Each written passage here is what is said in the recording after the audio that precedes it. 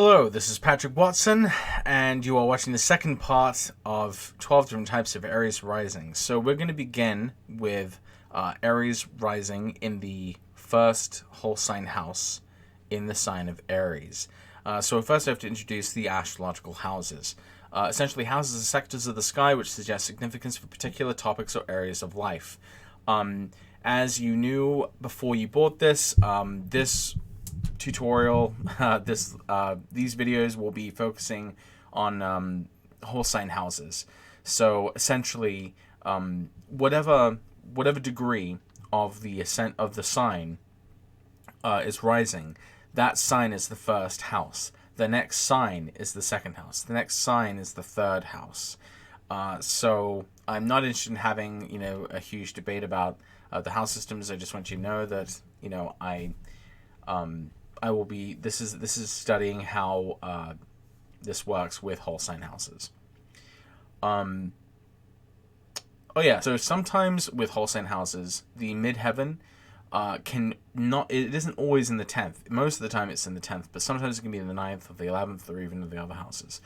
And that's an interesting wrinkle. I mean, basically, what you're supposed to do is the whole sign house topic still holds sway, but the presence of the midheaven, or alternately the IC, in a house will additionally lend those significations to that house. So there's sort of a couple of examples of that that I have, but I'm not going to be focusing it too much. I'm going to be focusing mostly on just the whole sign house topic that Mars falls into.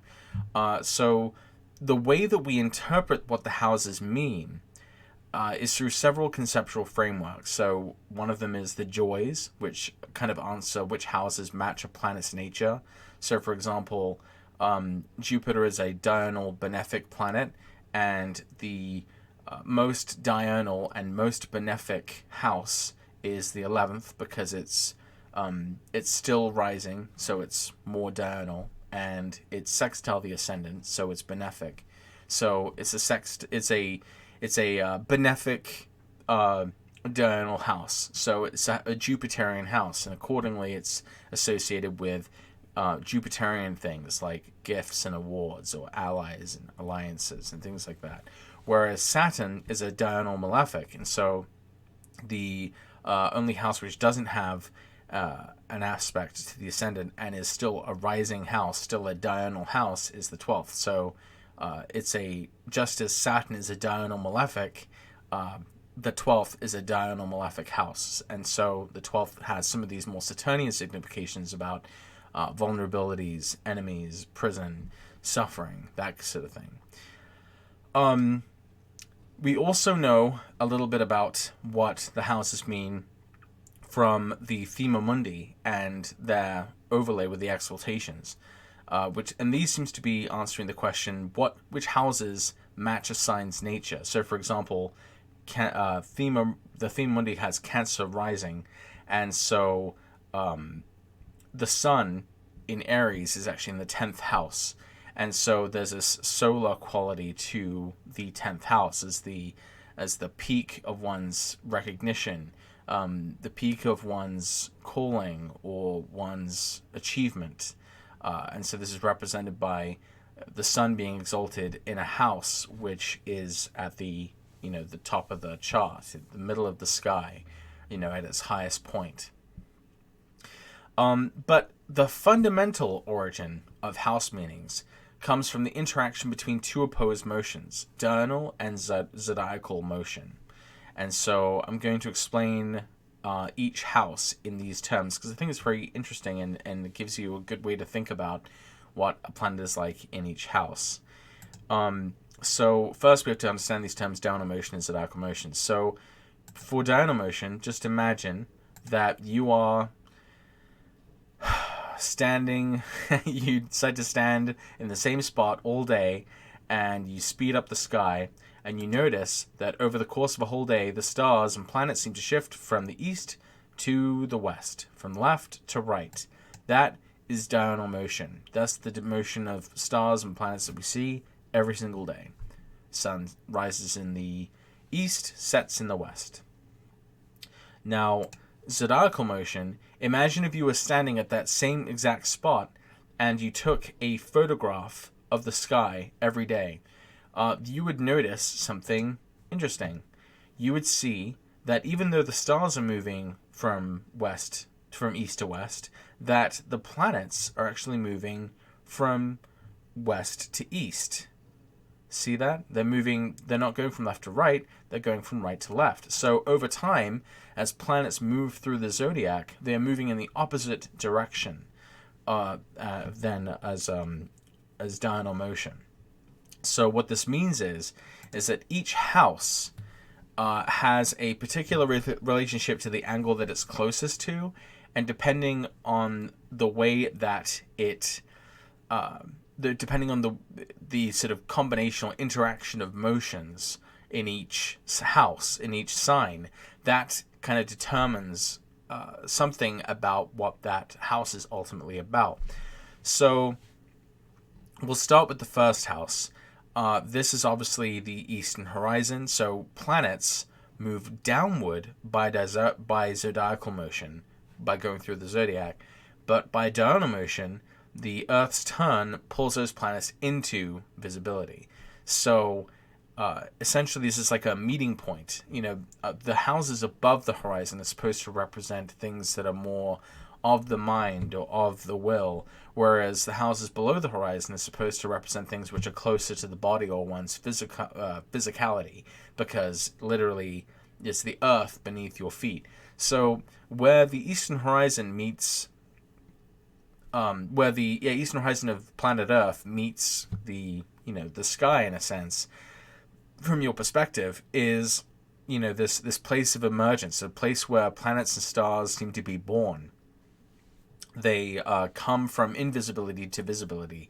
It's where it's kind of like where body meets soul, in a sense, the earth and the sky. And so when planets are there, they are apparent. They're all about to become apparent. And they just are themselves. So like a planet in the first is sort of apparent to us in the world, and it more or less just is itself in the first, and that's why it's tied so closely to the way to someone's kind of identity when these planets are in the first house. So basically, since the first is where planets emerge, this reflects something about our own emergence, our own becoming in the world, our appearance, our identity, our general nature and character. And planets in the first are kind of personalized for us in the roles we display and the appearances we project. So Aries Rising with Mars in Aries in the first house. I nicknamed this position the warrior, the firebrand, the hothead. And this is basically going to be kind of the most stereotypical manifestation of Mars, as we would expect it. So this is someone who is characterized by boldness, boisterousness, and bravery, courage, clashes and conflict, risk, restlessness and rage, force, fire, and fury. And remember, when Aries is rising, Mars will always rule the 8th in Scorpio. So it sort of shows something about the nature of Mars itself, which is that it can be kind of a dangerous planet. So the source of one's strength, also presents potential dangers and losses. So, it reminds me of the phrase, live by the sword, die by the sword.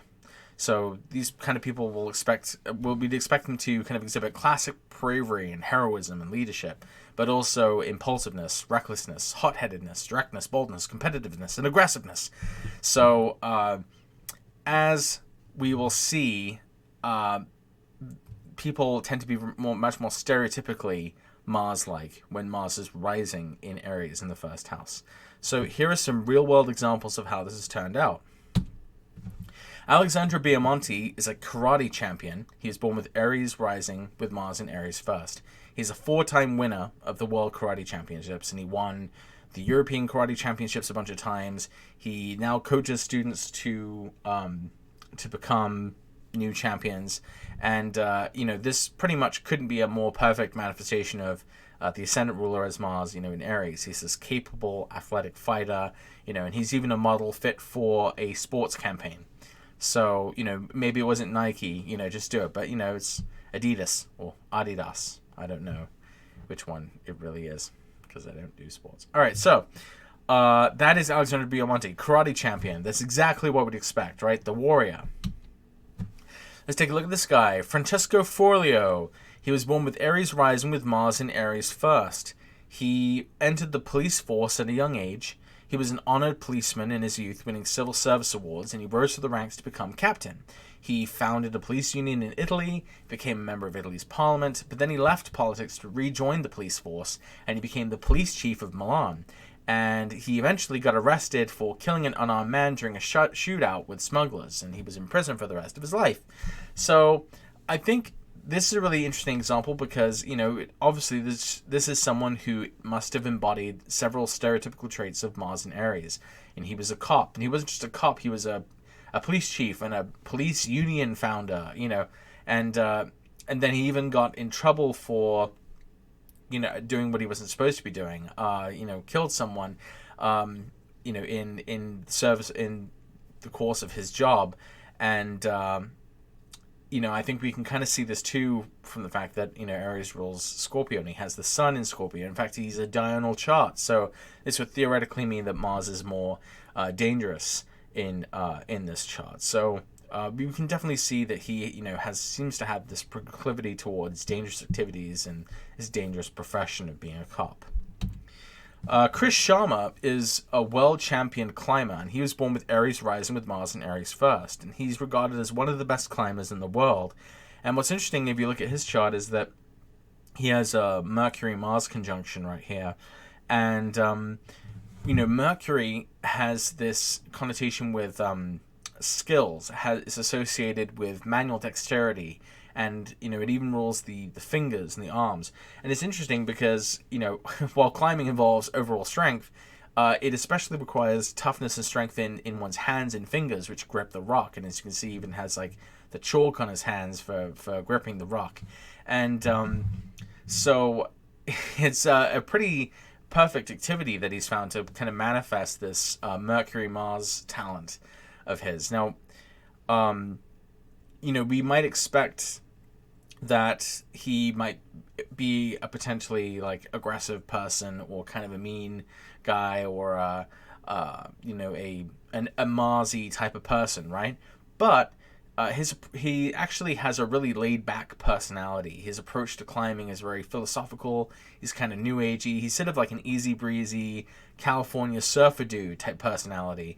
And so what's interesting about this is, he was born at night, which theoretically makes the moon his sect light, and that should be the planet which describes him maybe a little more. And he has the moon in the 9th house of Sagittarius, and it's applying to Neptune and applying to Mars. So he kind of, I think this is sort of what shows his more easygoing attitude, and how, since the moon is applying towards Mars, is picking up on this this Mars potential, in his chart to be a successful athlete, but it's still by itself a moon in the Sagittarius thing is probably going to be more laid back and easygoing, and he loves to travel, obviously, to find new places to climb. So I think that's a pretty good example, I think, of someone with Mars and Aries first, but also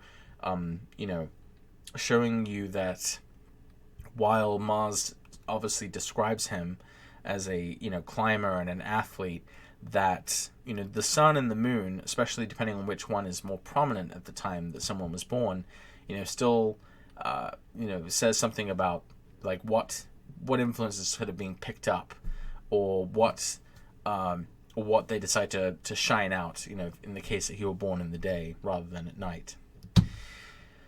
Manuel Fangio, he's a world champion race car driver, and he was born with Aries Rising and Mars in Aries first.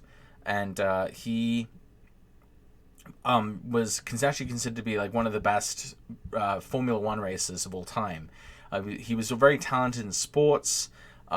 He loved to fix things and get involved in machinery. He served in the military, became very strong, and then he began racing competitively. But the important thing to remember about racing in the mid 20th century, in the early 20th century, is that it was extremely dangerous. It was, I mean, not that it's more safe now, but like it was much more obviously dangerous. Like, required a lot of stamina, physical and mental strength, because of the length of the races and the manual control over the vehicles. He suffered many scars and burns, and even a broken neck from racing, various accidents that he had.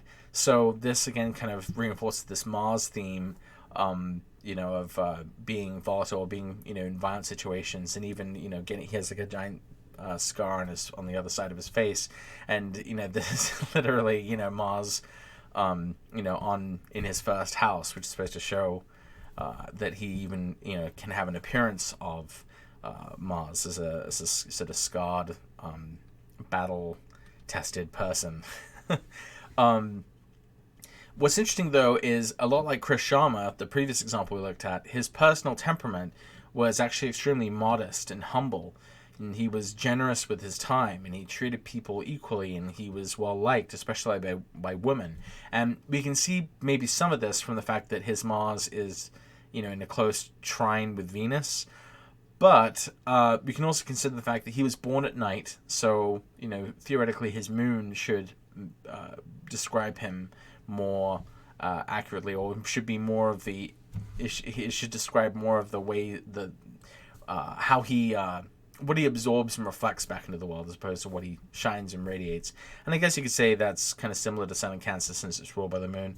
But Taurus and Cancer are probably less likely to be associated with being more Marsy, and so it sort of makes sense. He was described as being modest and humble, and these are definitely adjectives that we'd probably be more ready to associate with Taurus and Cancer, more than Mars and Aries. But we can still see that Mars and Aries was really the planet that described him. Like, who was he? He was one Manuel Fangio, world champion race driver.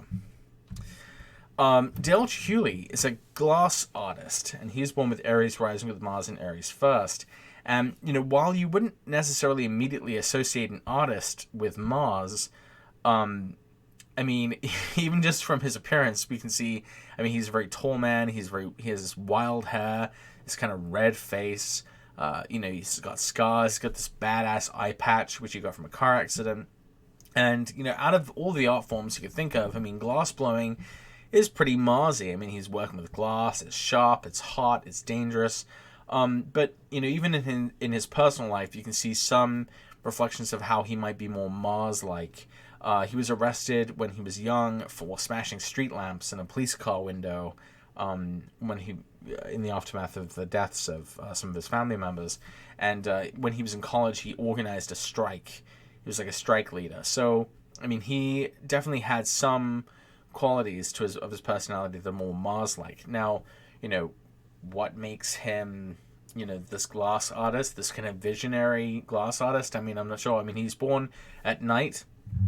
And, we have the moon applying to Neptune there. And actually, it's a solar eclipse because it's so close to the North Node. So, maybe, that's showing this extraordinary, creative visionary coming into the world, but through a very Marsy and Aryan, kind of appearance and mode, I suppose you could say, since Mars rules the ascendant. Okay, so those are all the examples I have for Aries rising with Mars and Aries first. And in the next video, we're going to be looking at Mars in Taurus in the second house with Aries rising.